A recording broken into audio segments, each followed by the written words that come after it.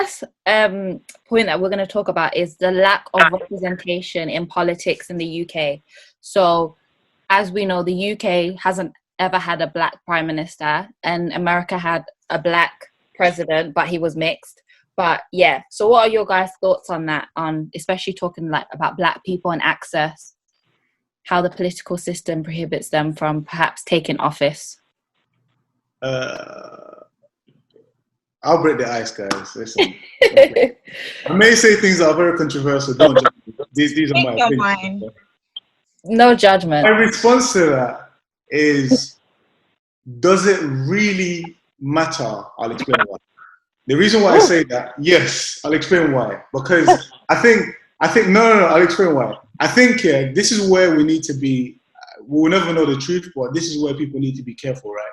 You can have a black prime minister who is a black prime minister, but then they're not actually the people that are, and the person is not responsible for making decisions. So it's just to make everybody happy. It's just like, so like, I asked myself the question, like, how much, let's say Obama, was he actually given full, was he allowed to make decisions anyhow? Or was it just, there's a black president? Do you know what I mean? So I think this is what, some people, we feel like, okay, we see it or whatever, we've got a black prime minister, but then, does it matter if he's not going to be able to do anything? Maybe that's a rhetorical question. Do you know what I mean? I think there's deeper issues behind that, as opposed to just having a face who's a black prime minister. Does anyone think having a man of a black guy or black woman in power in terms of politician and figure is important for us, for our own agenda? Does anyone think that? Yeah, I do. I think it has some benefit. Why? What benefits is there? Because when Obama was in president, he didn't do anything. Well, I think any prime minister doesn't mean that any prime minister is going to have autonomy. Like, I think the purpose of voting somebody in is because they understand your agenda, and seeing somebody who is of the same skin tone as you, who may have been through the trenches alongside you, who has an understanding. So I think it's important that there is representation. Maybe it doesn't necessarily have to be a prime minister, but definitely some type of black representation is really important, I think. I don't think there's any white person in the world that's going to be able to understand even the basics of being black. So even if it is even if it is like a black person who is like silly and doesn't really understand what black people need entirely, there's going to be a basis of which they understand black people. That's just something that you understand just by your skin tone. Like, there's certain things that you understand, if you get what I mean. But then again, there's going to be sorry, go on, sorry. I think the question being posed here is, will they actually get the job done, though they are black? So what is the actual question? No, because he's Grace's question was, does it actually matter? And he used the example of Obama. He's a person of color who was made president, but what did it actually get done? So does representation go as far as, okay, you look like me, you can be in power, and I have that trust in you that you will get things done? Or do we actually need to look at the resume of this person? Yes, he's a person of color, but will they actually get the job done? Do they have the resources to actually, implement what black people want? I think the key words to what you said, which I was thinking of the word, but I couldn't get it, is autonomy, right? That is the key word, because I get what you're saying with the representation, and I 150% agree with you, right? But then my only concern is that because things are not being done for the right, I don't know, maybe it may be done for the right reason. If it's not done for the right reason, does that mean we're getting a black prime minister for now, and then we'll never get one for another 150 years? Then what's the point of that? Do you know what I mean? I'd rather have real change, even if it's bottom up. We may not get the black prime minister there today, but we have people in positions that actually have autonomy, and we're slowly going up.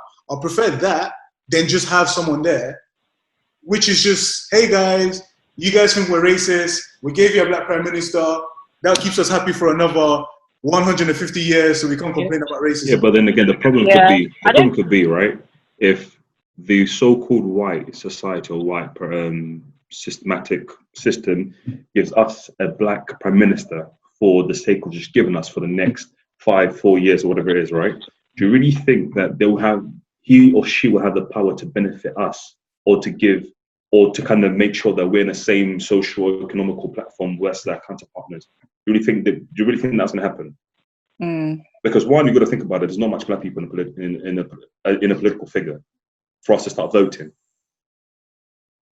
I mean, second of all, do black people vote more towards just something that keep us safe, or vote towards something that can take us to where we want to be? Because if you keep, for example, I'm not really Labour Party, for example, right? Labour Party is, where NHS gets paid, school meals. Give me something from Labour Party. Social welfare, so forth. Where conservative, you physically have to work.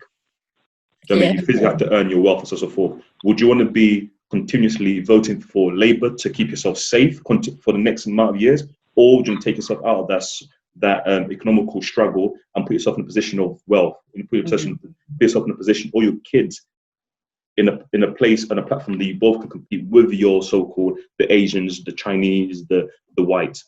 Where would you want to vote? Do you know what? True. You know what you said? I'm not gonna lie to you. I was thinking about this the other day, like a few months back. When I was younger, for example, I would lean more towards, let's say, Labour Party because of where I come from. Having nothing, the whatever, right? You grow up, I've managed to get into the corporate world, and then now I'm like, I now care about my taxes and stuff like that. Yeah.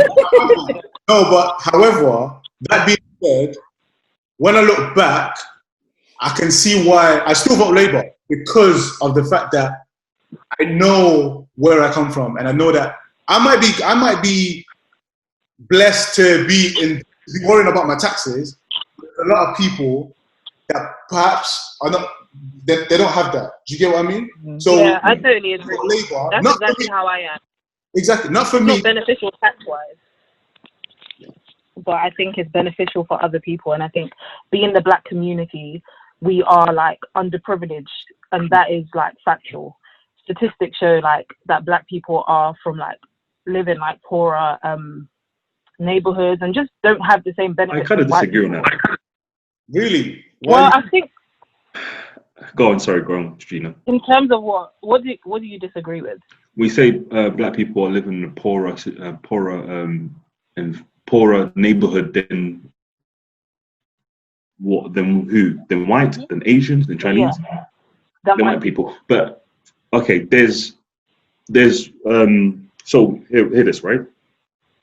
Black people, there's only in 2011, there was actually a study said that within the black community, we make up 13.3% of the UK population, right?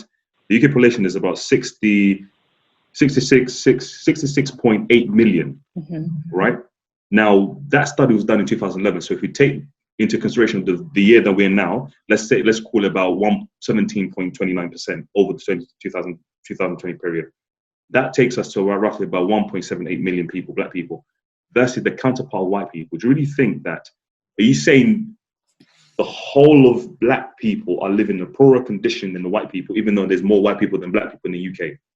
And even though there's more white people in the dole. I'm not saying the whole of black people, but there is definitely a disproportion of black people who live in poverty than white people. And I think just because I have a tax bracket that it would serve me better, if I'm totally honest, to vote Conservative, that doesn't mean I don't have to remember like there's other people in my community that could really benefit from being Labour. Because I'm blessed to have a certain amount of income that allows me to, have a bit more. I think it's I think it's a duty that I have to like other black people that I feel personally, maybe not you, but I feel personally that I vote Labour for a reason, because they serve the people who have less than me. So I think the little I can do, if I have to give extra tax, I'm okay with doing that. That's my argument. And I think just to add on, pardon? Yeah, what were you saying? No, I was gonna say, just to add on to Yeah, that. I was just saying. Oh, go on. You can. Yeah, go on, Georgina. You can finish off. Oh yeah. I'm just basically saying that. Yeah, I just think it's important because if I'm perfectly honest, Labour, in my opinion, definitely serves the black community more than it serves the white community. And for me, I pay extra tax based on the fact that I earn a certain amount. But I think I do have a duty because I know that my mum was a first generation citizen who came here and had to work her ass off and had to, so this was, if she didn't have the opportunities that afforded her to have what she has now, Labour would have definitely been beneficial for her. And I think there's a lot of people who haven't been as lucky to benefit from, being able to earn a certain amount. So I think personally, I feel like I have a duty to vote Labour because it benefits, in my opinion, the black community more. But the next question is, right, how long are we going to vote Labour? Yeah. Because we really need to, as black people, and we need to, if we're going to scream out, because physically it goes back to, we can't see racism. Racism is the system that puts us down, right? And for us to kind of take ourselves away from that social norm of racism and so forth, how do we put ourselves in a better position in terms of finance? So is it stop voting Labour, go more conservative? Because Grace mentioned, he's no longer thinking about, correct me if I'm wrong, Grace, you mentioned now you're thinking more of your taxes and so forth. That's more of a conservative thought rather than Labour, right? Yeah, so, I have the same view. I can't hear you, Grace. But I think, Go on. I was just saying I have the same exact sentiment in terms of I have to think about tax as well. But I think to answer your question, how long do we vote Labour for? In my opinion, I'm voting Labour until there's change, until there's black people who will benefit from being in Labour. I'm not going to just vote Conservative. I'm not going to just vote Conservative because from my personal perspective, I'm going to benefit. I'm going to vote Labour because I can see so many other people that can benefit from me, so many other black people that can benefit from me voting Labour. And I think it also comes... Sorry. Okay. Do you think that it's that mindset then that holds black people back, that we're now thinking about those in the struggle, then we are thinking about getting out of it? Or like how long? Because I think Christiana mentioned like how I don't think that's fair. I don't think that's fair to say because even in the workplace, like black women are paid the least. Like the reason why I said I'm going to vote it until there's change is because what is the point? Like who is going to support us if we don't? Do you know what I mean? And it's not about, like, so many of us are climbing up the ladder financially, but there's so many other people who don't have the same opportunities. There's so many people who don't have the same benefits that we do. And so for me, it would be selfish for me to just think about myself from a personal perspective. And when I do feel like I get to a point where, as a black community, we get to a point where I feel like it will benefit us voting Conservative, then that's exactly what I'll do. But for now, I don't think we're there. And to add on to that, if you think of the corporate world, speaking from my experience anyway, I'm a minority. Do you get it? So really and truly, even with these benefits that we're saying, like tax or whatever, within people that benefit from being a conservative, we're a minority anyway, which shows that there's a lot of us that need help. There's a lot of us that are benefiting from what Labour is providing. And to answer your question as well, in how do we move from one to another, I can say to you, let's say we all moved from Labour to Conservative today. How does that serve us? There's nothing there for us. There's no, and I get it, fair enough. It's, some people may have gotten very comfortable, right? I get it. But moving from, let's say, Labour to Conservative, it's not just going to make people get up their ass. Everybody get up their ass and suddenly change. You know what I mean? Maybe, yes, we do have, maybe some people may be laid back or whatever. But I feel like this is within. We need to build within our community, and then hopefully we become less reliant on some of the things that are offered by, it doesn't matter what party